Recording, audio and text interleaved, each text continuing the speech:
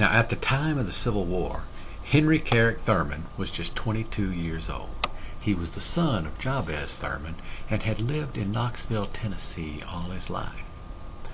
Now, by 1862, when the war was ongoing and the Union was recruiting a regiment from East Tennessee near Knoxville, Henry Carrick was already married to a young lady named Lucinda Tipton, also from the area, and she had a 4-month-old baby boy. Now, that was in the late spring, and as I said, they recruited from Tennesseans in the area. There was a lot of Tennesseans in that area that were sympathetic to the Union cause, and there wasn't a whole lot of slaves in the Thurman family. I don't know of any, in fact. Now, Henry didn't serve alone. He also had a brother named Reuben who served right alongside him, and another brother over in Missouri that served.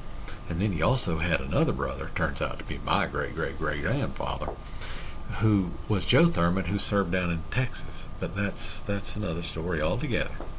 Now, during the war itself, Cindy, that'd be Lucinda, she lived down in Knoxville on the farm with Jabez, who was Henry Carrick's father, and also with his mother. Who they were quite old by that time, being about 65 or 70 years old during the war. Now, after he got in the regiment, they stayed right there in the Central Tennessee area to serve and do their fighting. The Union was trying to protect a pass through the mountains called the Cumberland Gap, very important communications and transportation line through the Appalachian Mountains. But south of there, a few miles, there was a place called Big Creek Gap, and it was much smaller and narrow and hard to get through, but still you could, and so they were sent in there to protect that area from Confederates who wanted to slip through, and then they would be outflanking the Union positions on the Cumberland Gap.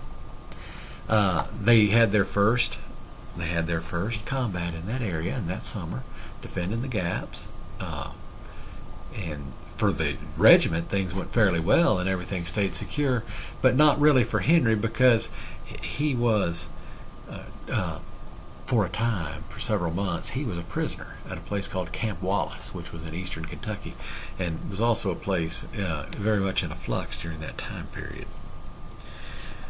Now, that went on, and they stayed right there in the region for a long time until the fighting got kicked up down around Chattanooga, at which time Henry started serving farther and farther away from home. And we have a whole series of letters from that time, from Henry to and from Lucinda back home. And they're a wonderful set of letters. And everything, we get a very good look at how it was for him during the war, and we also get a very good look at how it was for her back home during the war. One of the earlier letters that we have comes from Christmas time in 1863, and it's right after the Chattanooga campaign that the 6th Tennessee did in fact participate in. They were not at the defeat at Chickamauga, but they came up immediately thereafter to protect the city from the advance of the rebels. It didn't really work out very well. They were defeated, and the rebels took control of Lookout Mountain and laid siege to the city, but the city was saved, and ultimately it was a victory. And you can see in Henry's letter that Christmas that he's got a little bit of optimism to him. He says, I think the Rebs will have to leave East Tennessee for good. That's what he said. Now, clearly that comment was premature. The war lasted another 18 months. With a lot of the fighting still right there in Tennessee. Now, Cindy was pregnant while Carrick and his comrades spent most of 1864 fighting the Atlanta campaign down in Georgia. And Henry provides us some really good descriptions of what went on during that Atlanta campaign, and I have posted them at various locations on the Ancestry.com website, some little illustrations that I made. And during the fighting in that campaign, he was starting to get farther away.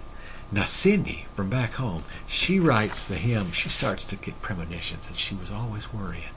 She says, "If I don't get to see you before going down to Georgie, and if we should ever meet again no more on earth, I hope that we will meet in heaven where parting shall be no more." And she also spoke of your little son, John, talks about you every day. Since you left home, and he wants to see you very bad. He will stand in the door and cry and call for you every day.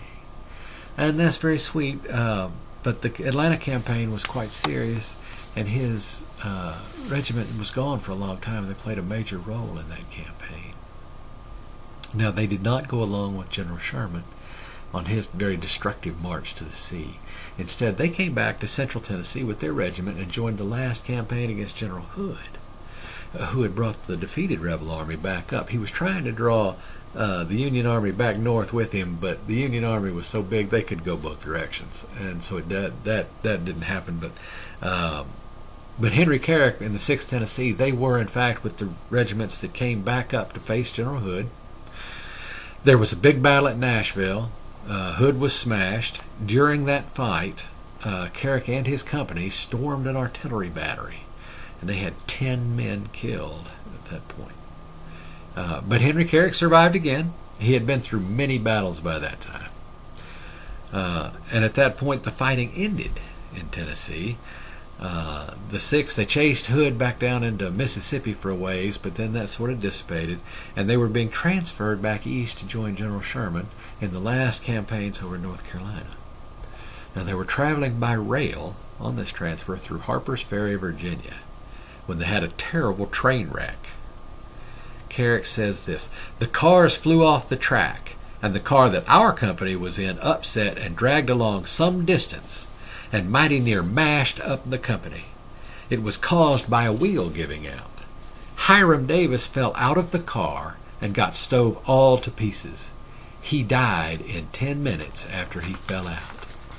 Arthur Kine got tore all to pieces, and also John Coker got both arms broke." He carried on right on down the line. You know, that train wreck ended all talk of moving his company further south, and Carrick remained in Washington, D.C. with his injured friends, and apparently he also did have some injuries that he did not mention because they were in the hospital. And while they were there in the hospital recovering, it was very late in the war. This is in the spring of 1865. And Carrick falls sick with pneumonia. And while he's laying there sick, Appomattox happens, and General Lee surrenders to Grant at Appomattox in the last act of the war. And the regiment was officially sent back to Nashville and mustered out. But Henry Carrick, he was sick in the hospital, and he did not make it home. He died on April the 15th, 6 days after the surrender. So after the war was over, Lucinda's premonitions did in fact come true, and Henry Carrick Thurman did not return to Lucinda and the babies. Instead, he resides to this day in the Arlington Cemetery up near Washington.